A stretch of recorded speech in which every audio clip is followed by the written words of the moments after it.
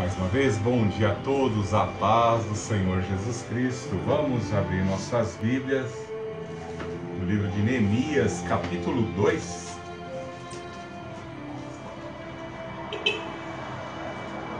Neste mês de julho tivemos que fazer algumas palestras com ênfase na obra, nas pérolas contidas no livro de Neemias, e nossa mente ficou um tanto que carregada de conhecimento e informações preciosas, doutrinas preciosas, ensinamentos preciosos contidos nesse livro. Amém? Quero trabalhar hoje o capítulo 2 de Neemias. Vamos ler o capítulo 2, do verso 1. Vamos ler alguns versículos. No mês de Nissan, no 20º ano do rei Artaxerxes, quando eu estava servindo o vinho, dei-o ao rei. Nunca antes eu tinha estado triste na sua presença.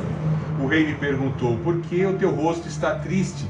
Se não estás doente, isto só pode ser tristeza do coração.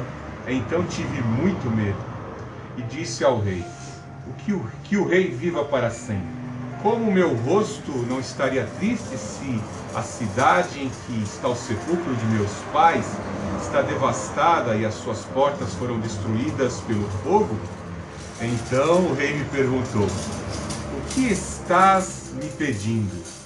Nessa hora eu orei ao Deus do céu e disse ao rei: se for do teu agrado e se o teu servo puder contar com a tua benevolência, peço-te que me deixes ir ajudar a cidade do sepulcro de meus pais, para que eu a reconstrua. Então o rei, tendo a rainha sentada ao seu lado, me perguntou: quanto tempo durará a tua viagem? Quando voltarás? Depois de informá-lo sobre a duração da viagem, ele concordou em me deixar ir. Deus Altíssimo, Deus de amor, Deus de poder, louvado seja por esta palavra, Pai Santo, onde o teu servo Neemias mostrou, Pai Santo, pela oração, pelo jejum, pela consagração, colocando a vontade dele diante do teu propósito, da tua vontade soberana, e no tempo certo o Senhor criou condições para que ele fosse beneficiado com a concessão do rei. Senhor Jesus Cristo, que possamos também em nossas vidas estarmos colocando diante de Ti as nossas ansiedades, crendo que no tempo certo o Senhor abrirá oportunidades, o Senhor concederá a bênção, o desejo dos nossos corações. Teu servo, o apóstolo Pedro, nos ensinou esta palavra. Em nome do Senhor Jesus Cristo, Pai Santo, cria estas condições para as nossas vidas. Abra a porta, Senhor Jesus Cristo. Conceda os dons espirituais, meu Deus. Que haja em nossos corações o desejo, meu Deus, de empreender na Tua obra, contribuir na Tua obra, sermos voluntários na Tua obra, ciente de que o nosso trabalho não é em vão no Senhor. Senhor Jesus Cristo, fortifica os nossos sentidos, o nosso ser, para esta grande obra de restauração, para esta grande obra de construção, num edifício que glorificará Jesus Cristo, nosso Rei e o nosso Senhor. Em nome do Senhor Jesus, usa os nossos sentidos, usa-nos, Senhor Jesus Cristo. Eu coloco os meus sentidos à tua inteira disposição nessa manhã. Prega a palavra por meio da minha boca, em nome do Senhor Jesus Cristo. E assim, nessa manhã, glorificamos o Deus Altíssimo, glorificamos o Senhor Jesus, glorificamos o Santo Espírito. Amém. Aprendemos com Neemias grandes ensinamentos. Já viemos assim, trabalhamos nos domingos que se passaram e também algumas palestras da agenda externa que fizemos, trabalhamos acerca do conhecimento, das informações, dos ensinamentos que Neemias assim nos ensina. E algo de maravilhoso é vermos que ele se identifica com as necessidades do seu povo em Judá, visto que na terceira incursão de Nabucodonosor contra a Jerusalém, a Judéia, foi a mais terrível. Todos os tesouros do templo, os muros foram derribados, toda a riqueza que um dia Deus prometeu e presenteou para Judá foram levadas para a Babilônia. Mas ao mesmo tempo em que o Senhor assim revelou o juízo que haveria de vir sobre a Judéia, e o juízo se cumpriu naquela incursão de 586 a.C., o Senhor também profetizou por boca de Isaías, 150 anos antes de surgir Ciro, antes de Babilônia dominar, lá na dominação do Império Assírio, bem antes, o Senhor já revelava pela boca de Isaías, Isaías capítulo 45, que Deus levantaria um redentor chamado Ciro, que haveria de promulgar edito de libertação para os judeus, que eles pudessem voltar de Babilônia para restaurar Jerusalém. E vemos que já haviam se cumprido essas profecias. Algumas das profecias até de Daniel, de Jeremias, já haviam se cumprido, mas conforme o relatório que Anani, o irmão de Neemias, o traz ali na corte em Suzã, na corte do rei Artaxerxes, é melhor falar Assuero, na corte de Assuero, esposo da rainha Esther, ele fica um tanto que entristecido, porque o relatório não é nada bom. Por mais que Zorobabel já tivesse cumprido, né? Logo quando teve o edito de Ciro, o povo judeu podem voltar para Jerusalém, restaurar sua cidade e também restaurar o seu templo e o seu culto, voltarem às suas atividades religiosas. Vemos que já havia se cumprido isso. Zorobabel vem para Jerusalém com o intuito de restaurar Jerusalém, mas ainda faltava-se muita coisa, muita obra a ser realizada. O príncipe Zorobabel, tetaraneto de Davi, ainda não havia conseguido com êxito concluir a obra. Vemos que o templo fica concluído em 516 a.C., mas ainda necessitava reorganizar os levitas, prover sustento para os levitas, as funções educacionais do povo, dos sacerdotes, para estruturar o povo, realinhar o povo, direcionar o povo, para tornar o povo uma nação de sacerdotes. Ainda faltava-se muito a realizar. E aí nós vemos que em 457, Esdras, o escriba, homem de muitos dotes e conhecimento das escrituras, vem com esse intuito, mas ainda faltava muita coisa a realizar. Isso fica claro no relatório de Anani, como eu disse, está aí no capítulo 1, que nós já trabalhamos aqui em mensagem também. Ele fala que a cidade estava passando aflição, os muros ainda continuavam derribados, precisava-se muitos edifícios a serem assim restaurados, e as portas da cidade estavam queimadas.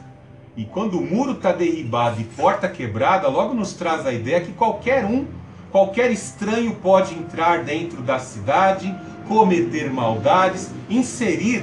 É assim como se nós observássemos nos dias de hoje o nosso computador, o nosso notebook, né?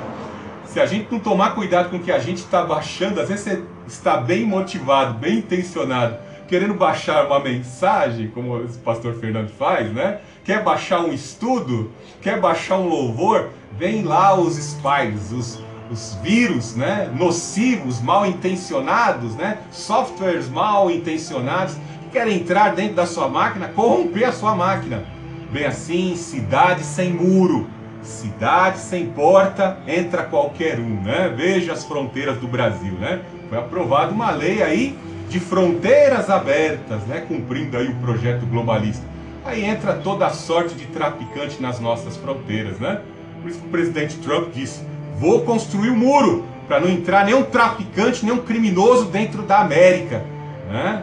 Infelizmente ele não pôde concluir o seu muro, né? Temos que tomar muito cuidado com frases, né? Nós temos que construir pontos de ligação, pontos de contato. Somos um só povo global. Toma cuidado com isso. O livro de Neemias desmonta tudo isso, né? Nosso Deus quer muros espirituais bem fechados na nossa vida pessoal contra a cultura mundana. Quer que os nossos sentidos estejam revestidos com portas bem fechadas. Deus quer o seu povo santo, uma nação de sacerdote, exemplo ao mundo de trevas. Nada de deixar muro quebrado nem porta derrubada, para que nenhum vírus, para que nenhuma ação nociva do mal possa contaminar o teu ser. Vemos que diante dessa situação, ele se coloca em jejum, em consagração diante de Deus, porque ele quer se colocar na brecha. Ele quer sim conduzir uma leva expedicionária de restauração para Jerusalém, para restaurar esses muros, para restaurar o culto, para restaurar a noção de sentido religioso, de fé do povo judeu, e de certa forma cumprir aquilo que já havia sido feito em promessas e até em profecias, tanto a Abraão quanto a Davi. Daniel capítulo 9, lá Daniel capítulo 9 é bem claro em dizer que os muros, o entulho seria tirado, os muros seriam restaurados, a cidade seria edificada, e a profecia que havia sobre a casa de Davi haveria de se cumprir. Ou seja, um reino eterno, o reino do Senhor Jesus Cristo. Nós já estamos vivendo esse reino, pois o Senhor Jesus Cristo já veio. E nós, pela fé, já adentramos esse reino. Nós, pela confissão de pecados, já fazemos parte desse reino. Nós que já estamos santificados pela palavra, já vivemos esse reino, já estamos vivendo esse reino eterno. E ele se coloca diante de Deus em consagração. Ele faz uma confissão de pecados, se identificando com os pecados do povo. Note que ele nem nasceu lá no período do cativeiro. Ele nasceu no cativeiro lá em Suzã. Mas ele se lembra das palavras de Deus. Ele lembra do Torá, da lei de Deus. Se lembra dos ensinamentos dos profetas. E ele se vê na necessidade de abandonar a minha área de conforto e ir para Jerusalém, cooperar para a restauração. Quantos hoje não querem sequer fazer a obra de Deus por qualquer motivo? Até mesmo por um jogo de futebol, né? Imagine que Neemias era o copeiro do rei Artaxerxes. O homem, sem dúvida nenhuma, um dos mais importantes para a corte, porque toda a alimentação do rei passava pela vistoria, pela supervisão de Neemias, né? Neemias tinha o privilégio de comer tudo do bom e do melhor. Então o rei confiava no copeiro, porque o copeiro provava o vinho, provava a alimentação, para que o rei não sofresse nenhum tipo de atentado por envenenamento. Eram muito comuns ocorrerem os golpes de Estado naquela época, e alguns aristocratas inescrupulosos conspiravam com outras nações e ali corrompiam a alimentação, e muitos reis morriam envenenados. Note que Neemias era esse homem de confiança que provava a alimentação do rei. Imagine que ele consagra, que ele confessa pecados, que ele jejua, ele busca a boa, perfeita e agradável vontade de Deus, para no momento certo Deus criar oportunidades para que ele possa receber do rei essa concessão para restaurar a cidade amada, cumprir a terceira leva de expedição, de restauração de Jerusalém. Então ele espera no Senhor essa oportunidade, e a oportunidade está criada. Ele nunca entrou triste na presença do rei. Nunca entrou triste. De repente o rei percebe. Imagine que o rei Artaxerxes era um tanto que atento aos seus mordomos. E se ele visse algum mordomo meio pálido, servindo meio cabisbaixo, servindo entristecido, servisse ali com uma certa coloração de pele um tanto estranha, o que acontecia? Envenenamento. Porque às vezes o envenenamento não era rápido, instantâneo. O envenenamento às vezes era a longo prazo, né? Ia matando aos poucos. Então ele pergunta ao seu principal copeiro: por que você está triste? Por que você está triste? É tristeza do coração? É a hora que Deus cria a oportunidade. Ele chamou a intenção do rei pela tristeza. Ou seja, porque ele estava sentindo a penúria. O jejum e a consagração também, com certeza, o abateram, porque ele ficou sem comer vários dias, vários meses, né? Ali em jejum, e o rei percebeu. E foi a hora, Deus atendeu a oração. Notou como Deus atende a oração? Atende as nossas orações no tempo certo, principalmente quando nós nos motivamos a orar, a buscar a interferência de Deus, a intervenção de Deus em alguns propósitos, em especial quando fazemos propósito diante de Deus. para evoluirmos o que somos diante de Deus, no ministério que exercemos na casa de Deus, com projetos que são projetos de Deus para a vida dos homens, um casamento, uma habitação, quem casa quer casa. No emprego, né? Todos nós precisamos trabalhar, todos nós precisamos empreender, né? Fazemos votos, se o Senhor abrir porta de um emprego, eu vou glorificar e testificar o teu nome lá dentro daquela corporação.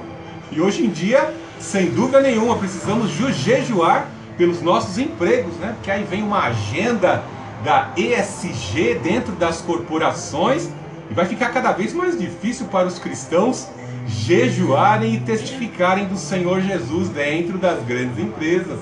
Precisamos estar mais que em jejum, consagrados dentro das grandes empresas, né? Precisamos fazer como Neemias, no exercício de um cargo dentro de um órgão público. Está tudo tomado, está tudo ocupado e cada vez está mais difícil trabalhar e engrandecer a Deus no trabalho, na família, no casamento, nos empreendimentos. Não é fácil. O diabo está redobrando os seus agentes contra o povo de Deus. Querem cercear a nossa liberdade de culto. Precisamos estar em constante consagração. E foi o momento criado, né? O rei pergunta, questiona. Note que Neemias, no capítulo 2, verso 2, então tive muito medo. Ficou receoso, né?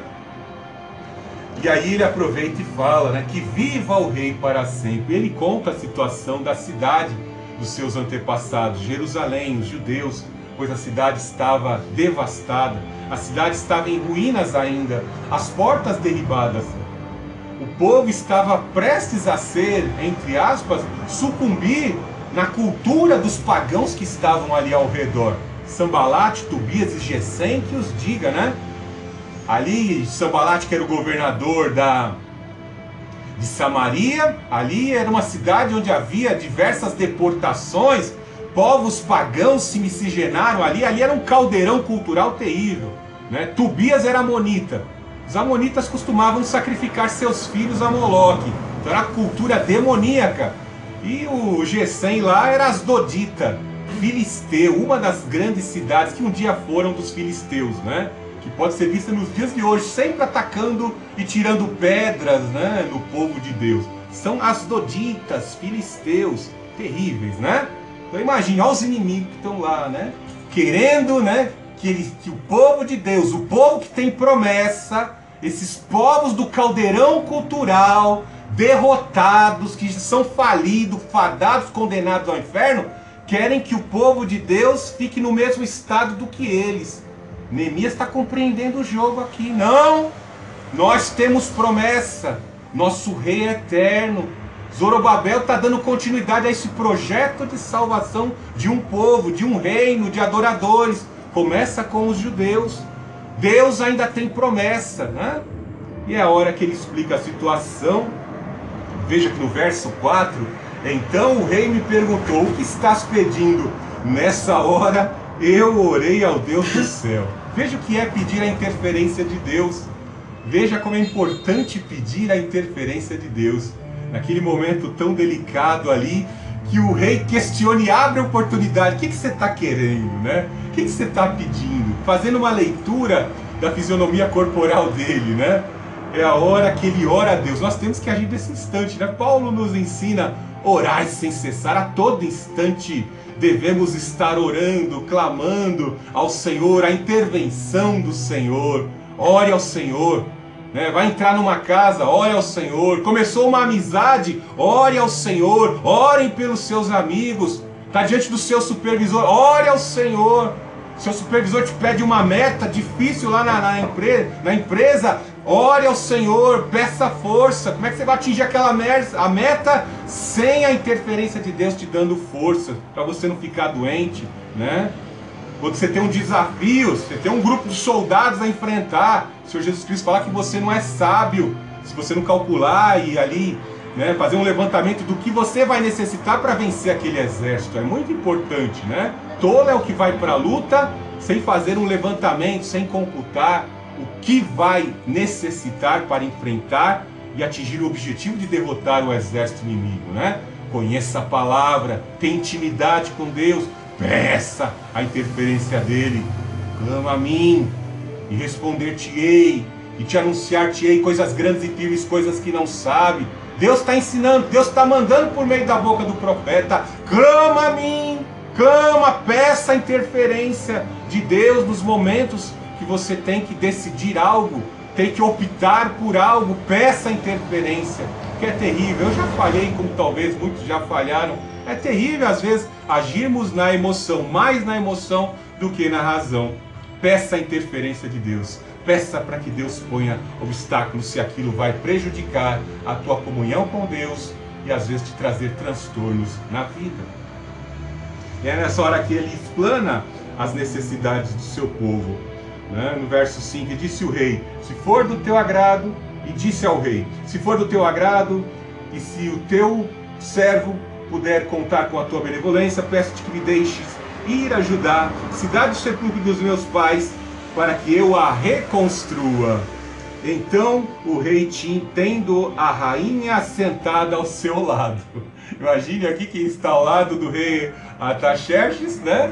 A rainha Esther, com certeza ela que era judia, diante dessa concessão, desse pedido, diante ali de alguém que era um compatriota dela, também um judeu, um adorador, com certeza a rainha ali, né, fez um carinho nos cachos do rei, né, com aquela beleza toda.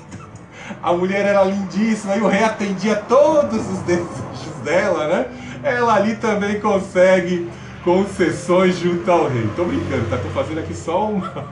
Tô elaborando aqui uma conjectura, mas com certeza, por ele ter citado que a rainha estava naquele momento próxima ao rei, ela contribuiu depois lá no quarto de intimidade. É isso aí, rei. Vai com tudo, apoie o meu povo, para que Jerusalém seja a cidade dos meus pais, também seja restaurada. Ó, dois agindo conjuntamente. Bem assim deveriam ser os cristãos mais unidos, né? Serem mais unidos em propósito, sempre de engrandecer a obra de Deus no seu ambiente de trabalho, na rua onde moram, né? Não viver debatendo doutrina, qual doutrina e qual cultura é a melhor hoje. Hoje nós só temos um inimigo, né? Hoje o maior inimigo é o esquerdismo, não é as denominações, né? Nós temos, como cristãos, nos unirmos, nós pentecostais, neopentecostais, presbiterianos, temos que nos unir. São os inimigos, estão à esquerda do Senhor Jesus Cristo. Nós estamos à direita, como diz Eclesiastes capítulo 10, verso 2. Né? São esses que vão ser arrebatados, não quem está à esquerda, né?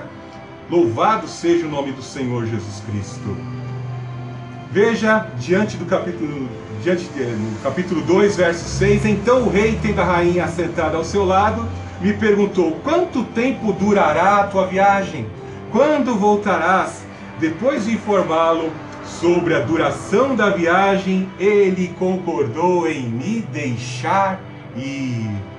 Veja a preocupação do rei: vou perder o meu principal funcionário?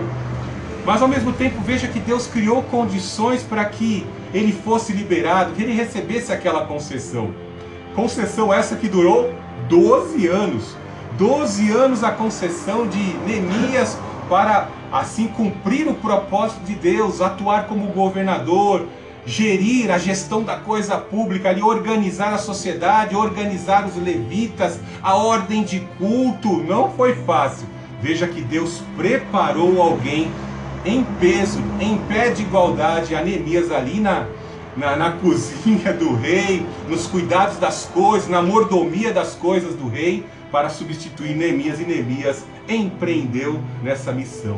Note que naquele momento em que o rei concede a ele ir para Jerusalém, ele já recebe um cargo de governador da Judéia. Que coisa maravilhosa, né?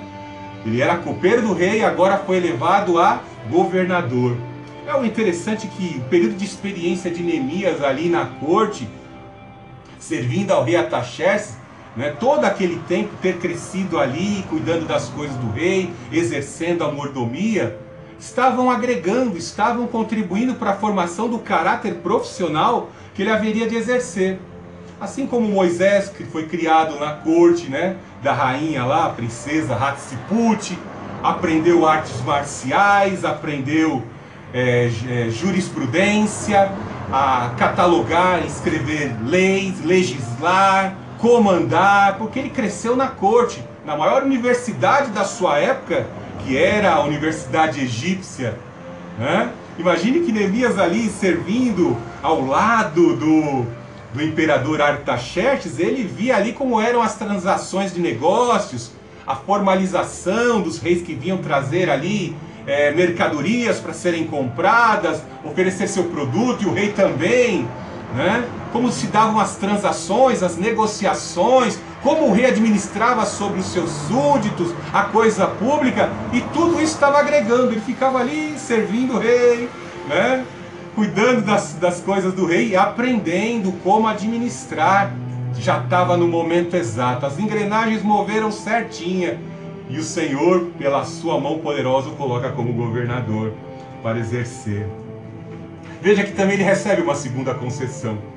No 2,7, eu também disse ao rei, se for do teu agrado, me providencie cartas para os governadores do território a oeste do Eufrates, para que me deixem passar, e assim eu possa chegar em Judá. Notemos aqui também a importância dos pedágios, né? Existiam outros governadores que eram tanto que hostis, né? E era um período em que havia um decreto lá de Amã, né? Que não podia ser revogado, né?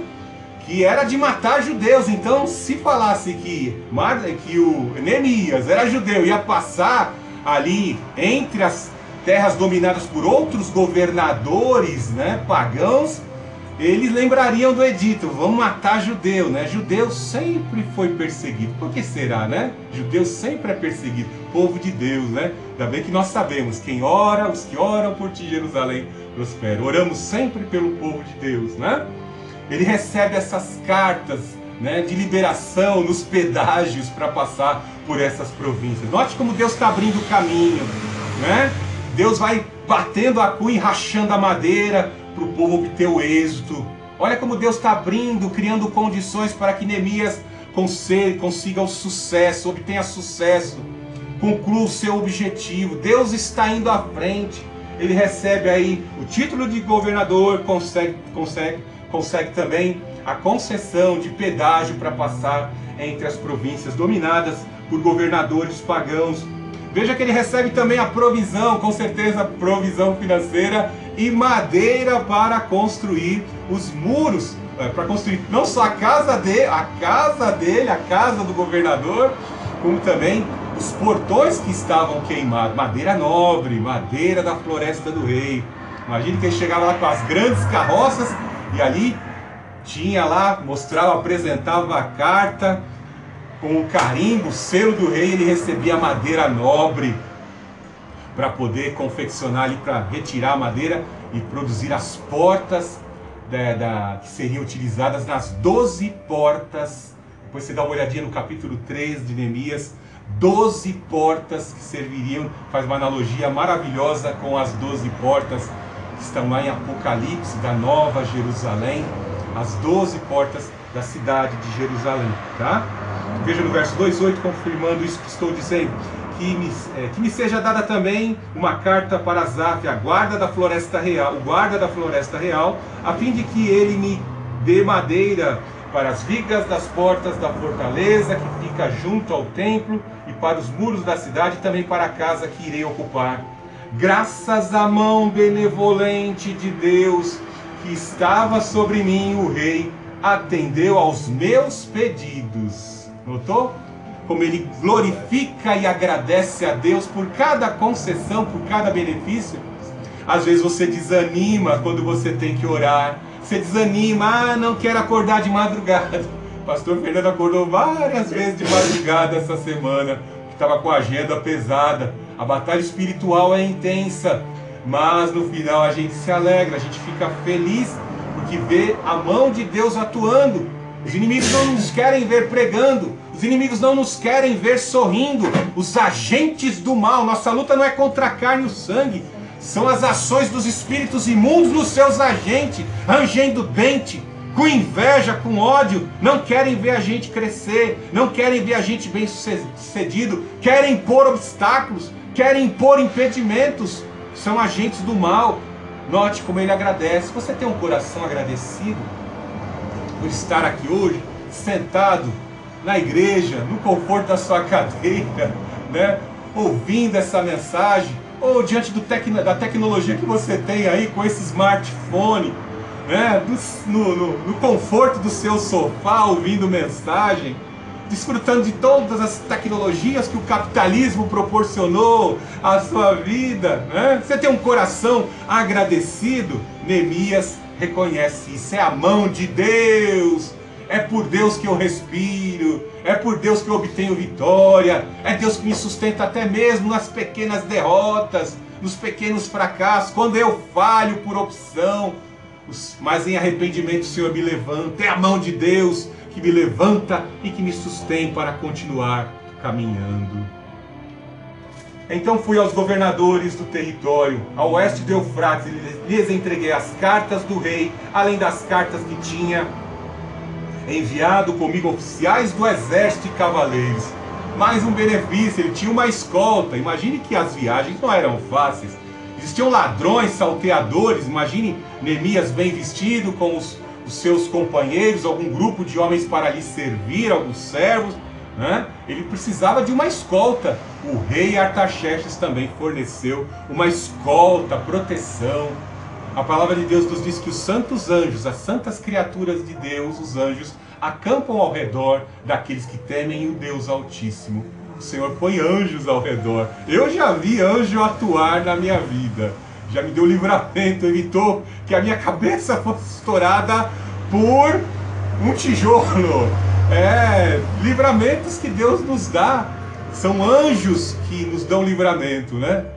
Tem cada cena incrível, a gente vê no YouTube, né? Uma vez eu estava vendo lá, o carro passa por cima da cabeça de uma criança e a criança se levanta sem nenhum arranhão e vai lá tentar acudir a avó. Pois um automóvel desgovernado sobe em cima da calçada, passa por cima da cabeça de uma criança e a criança não sofre nenhum arranhão.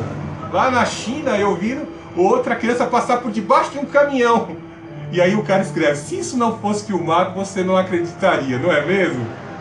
São milagres, são atuações dos anjos, atuando, concedendo livramentos a quem Deus elege. Deus tem um propósito em proporcionar visualmente estes milagres, estes livramentos. E aí é com Deus, é Deus que proporciona estes livramentos. Eu sei muito bem dos livramentos que o Senhor Deus já concedeu às minhas vidas, à minha vida. Veja no verso 2:10.